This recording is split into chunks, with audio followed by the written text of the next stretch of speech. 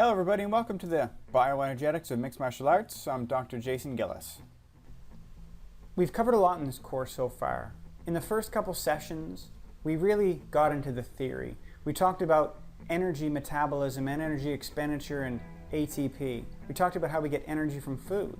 And then we talked about how we create ATP from anaerobic energy systems, the ATP-PCr system, and anaerobic glycolysis, and also from aerobic energy systems. And that's really the most important one. That's really the summary of those three sessions there. We went on to talk about maximal aerobic fitness, your VO2 max, and then also your anaerobic threshold. And I hope now you appreciate the importance of your anaerobic threshold. What we want to talk about in this session is low intensity and high intensity training. In the next session, session number 8, we're going to talk exactly about how you train an energy system. In session 9, we're going to talk about periodization in mixed martial arts, structure of a fight plan. And then in session 10, the final session, we're going to try to teach you how to develop endurance in mixed martial arts. So this is it. This is session 7. We're going to compare low and high intensity training. I've got some learning objectives for you. I want you to be able to define low and high intensity training. I want you to understand the pros and the cons of low and high intensity training. And I want you to understand, hopefully I'll convince you, that high intensity interval training, it's more appropriate for fighters in combat sports. I'm not saying that there's never a time when you shouldn't be doing low intensity training. There is. But in general, you should really be focusing on high intensity training. And it's going to be my goal to convince you of that.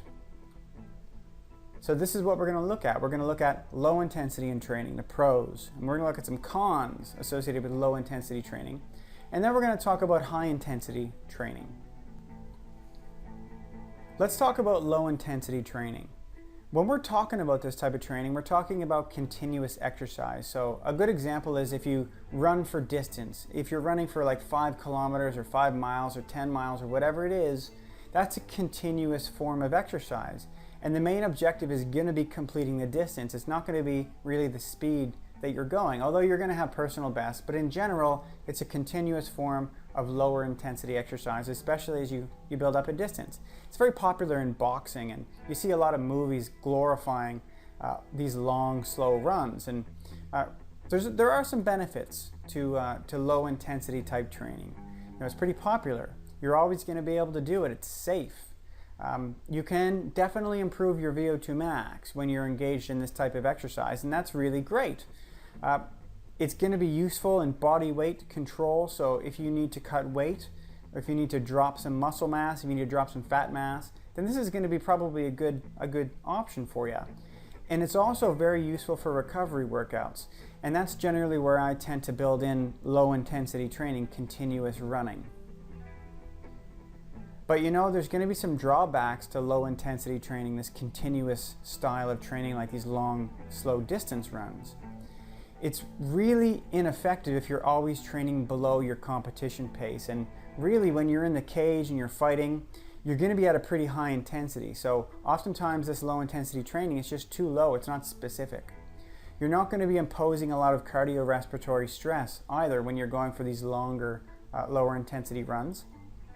Some other downsides, you may actually run into some overuse injuries, knees, that sort of thing, ankles. So there's a greater likelihood of joint and muscle stress and overuse injuries as a result of that. But in my opinion, the most concerning downside, the possible drawback here is you will impair your strength and power gains by shifting your intermediate muscle fibers to more slow twitch muscle fibers. So let me talk a little bit more about that because that's really the pressing concern that I have. So what we're looking at here, it's a photomicrograph, and we're looking at a couple different types of muscle fibers, and this is a sample taken from humans. So we're seeing type 1 muscle fibers and type 2 muscle fibers, and there's a whole bunch of different subclasses out there. And we're just going to talk about 2 subclasses of type 2 muscle fibers. We've got type 2A and type 2X. So what you see here in this photomicrograph is type 1, it's stained and it's the darkest. Type 2A, it's going to be white, and then type 2X, it's going to be a little bit grayish. So what we're looking at here is different types of muscle fibers, and know that they're going to be associated with different levels of power output. Another way to talk about type 1 and type 2 is fast twitch and slow twitch. And in general, type 1, they're called slow twitch. That means they can't generate, in general, as much power as type 2 fibers can.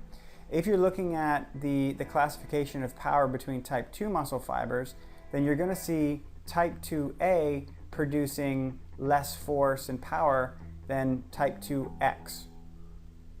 And so what I want to do next is just draw you a little picture here. So we're gonna scroll over to our little chalkboard here, and I'm just gonna draw you a little picture that tries to depict the difference in power output across these different fiber types. Okay, let's start by drawing a little axis here, and this is going to be power. And let's draw another axis. This is the horizontal axis, and this is going to be the percentage of a fiber's peak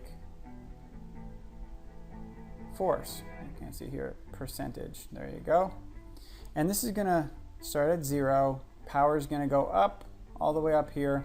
And then on the bottom, we're looking at the percentage of the fiber's peak force, and we'll say it's 20%, 40%, 60%, 80%, and then 100% of their peak force.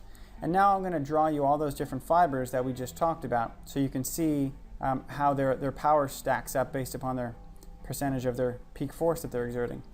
So let's draw this line, another line, and then another line. So what we're looking at down here, it's type 1. What we're looking at up here, this is type 2A. And then finally, we're looking at type 2X. So what does this figure tell us? Well, it's showing us that based upon each percentage of the fiber's peak force, different fibers are generating much more power. So if we want to look here, the first thing we notice is that when all these fibers are generating the most power, they're at about 20% of their peak force. But the thing that I want you to understand here is that type 1 fibers are going to be generating the smallest amount of power. Type 2A fibers are going to be generating the next largest amount of power. And then the fiber that's generating the most amount of power is going to be type 2X, right up here. And you can see they're generating the most amount of power here. So how does this relate to the type of endurance training that you're engaging in? Well, generally what happens is when you're engaging in continuous exercise, then you can cause subtle shifts in intermediary fibers.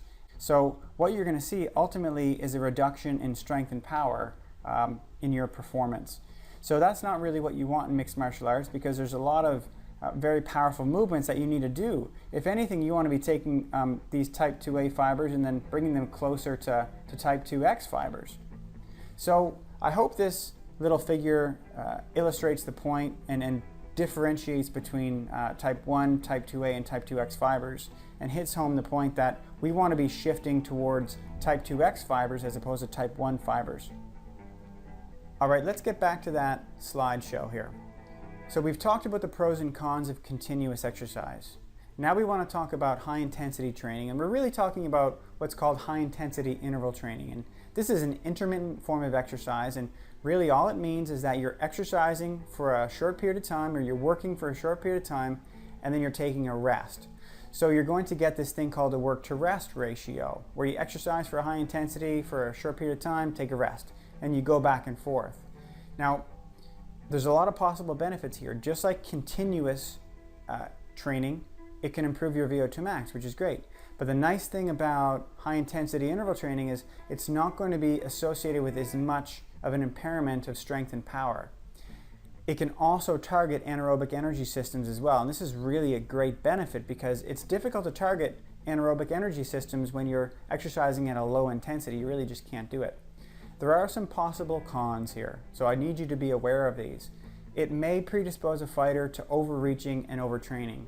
In general, when you exercise at a high intensity, you increase your risk of overreaching and overtraining. And overreaching just means that you're working very hard for a period of time. Overtraining means you've been working too hard for too long.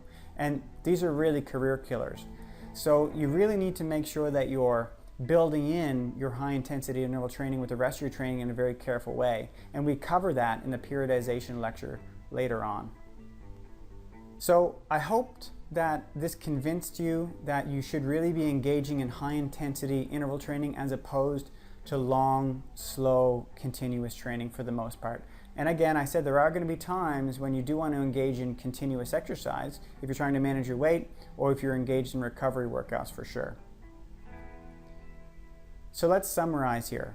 Long, slow distance training will improve VO2 max, but it may impair strength and power gains.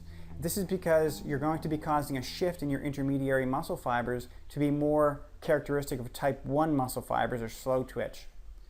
High intensity interval training will improve your VO2 max, but it really won't be associated with the same strength and power reductions.